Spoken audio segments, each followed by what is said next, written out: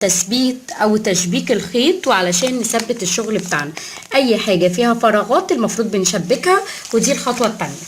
طيب هناخد برضو غرزة العمود. طيب زي ما اتفقنا احنا في طريقتين لشغل العمود، وهعلمكم الطريقتين. يا اما بنجيب بكرة خيط، البكرة دي تقريبا كلها بتبقى تقريبا بجنيه ونص، ولو اشتريتيها من اماكن جملة بتبقى اقل من كده. البكرة دي يعني بتعملي بيها المفرش ده كله، بيفيد يجي نصها تقريبا، فما بيكلفكيش 75 قرش. الخرز دولت 50 جرام بيكلفوكي 3 جنيه. شوفي انت امكانياتك ايه وايه اللي تقدري تشتغلي بيه واعمليه. هعرفك الطريقتين. طيب الطريقة الاولانية اللي هي طريقة الخيط، انا بعمله مجوز مش مفرد، يعني بتني الابرة في النص كده زي ما انتوا شايفين، بتبقى حتتين مع بعض. علشان يدينا الشكل ده بعمل ايه؟ بدخل الابرة جوه القطان بالطريقة دي. انا همشي بشويش خالص وتابعوني واحدة واحدة.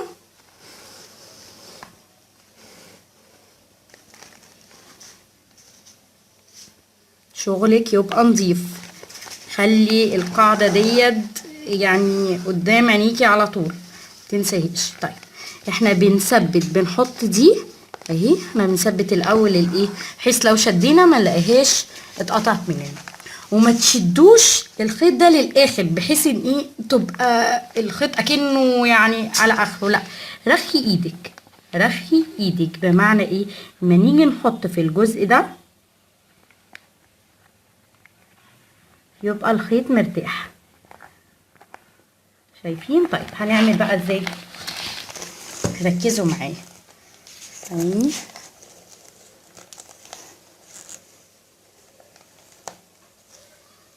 اول حاجة بنثبت ايدينا دي، الخيط بيبقى ماسكها من فوق، الابرة بتبقى من تحت، الابرة من تحت، بس انا بثبت اول مرة في القطان من جوه زي ما انتوا شايفين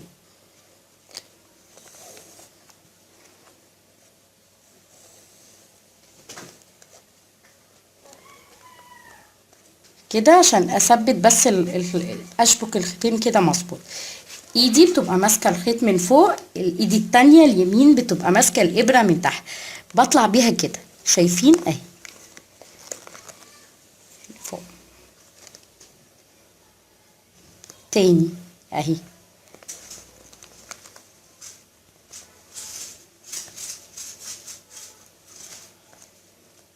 تاني ايدي فوق الابره تحت، ايدي ماسكه الخيط من فوق والابره تحت، ايدي ماسكه الخيط من فوق والابره تحت.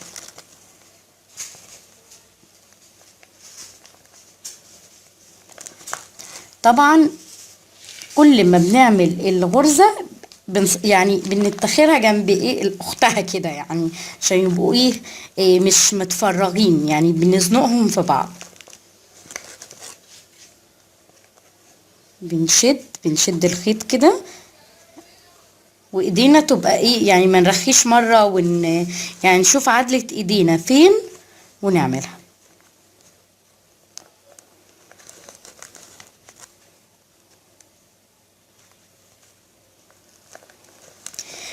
عايزه اقول لكم المفرش ده تكلفته يعني بسيطه جدا، وانتي لو حبيتي تشتريه غالي جدا. ليه بقى؟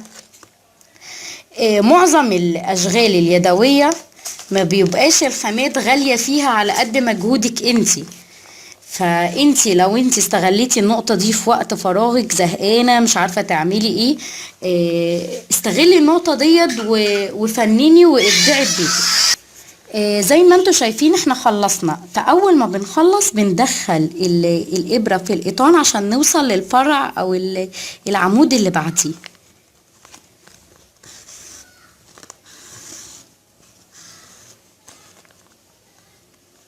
بيبقى الشكل ده بتاعه، بيبقى شكل جميل خالص اهو. بندخل في الجزء الامامي. طبعا شوفي عدلتك ازاي، يعني عدلة ايدك ايه، المهم تبقي مرتاحة وانتي بتشتغلي.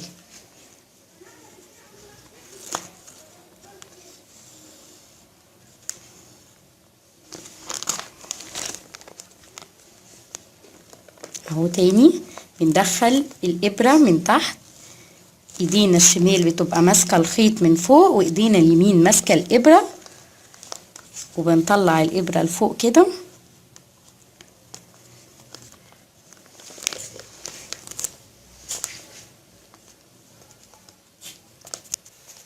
زي ما انتوا شايفين احنا عملنا العمود اهو بالخيط، هنيجي ازاي نعمله بالخرز، وده برضو شغله بيبقى بصراحة احلى يعني او اشيك. طب بنعمل عملية بسيطة جدا، بنمشي على هنا هنلاقي اهو الشورة دي هي اللي احنا بنعملها، بندخل بس ما بنعملهاش مجوز، بنعملها مفرد.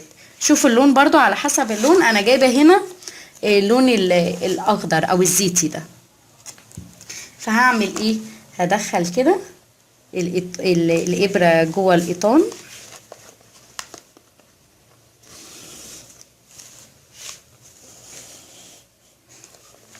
وهثبت طبعا الخيط بتاعي. ليه بثبته؟ ان انا ما ثبتوش هلاقي الخرز فك مني.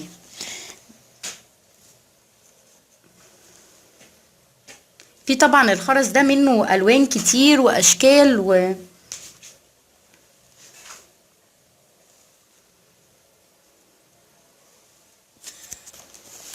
انا عملت لكم اهي الخرز زي ما انتم شايفين بيدي شكل يعني فوق الروعة.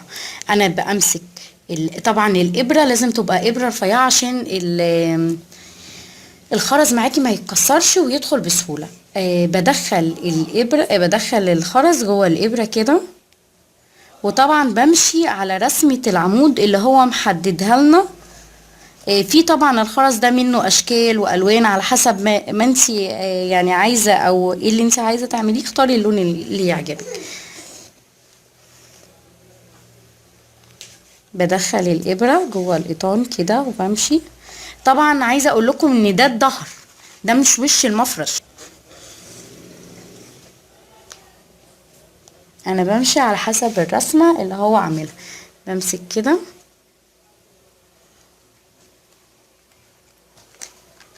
وبدخل كده اهي. على فكرة هي اسهل من عملية العمود اللي احنا بنعملها، ان العمود بياخد وقت اكتر وطبعا اشيك. شغلك ما بيبقى بالخرز بيبقى شكله شيك خالص. طبعا في بعض خرز بيبقى يعني ما بيدخلش بسهولة.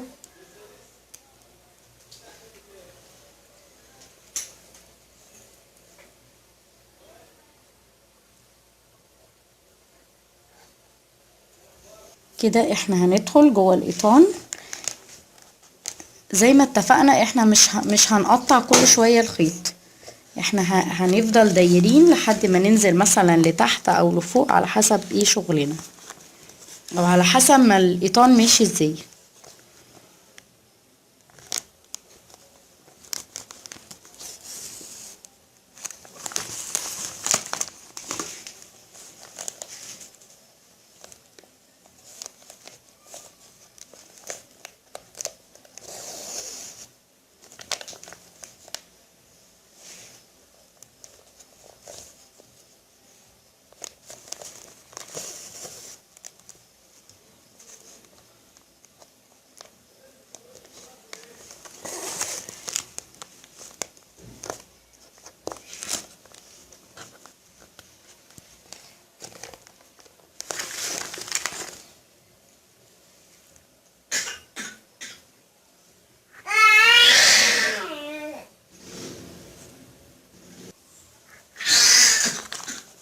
شايفين بننزل بقى، بنيجي كده وبننزل بالابره لتحت،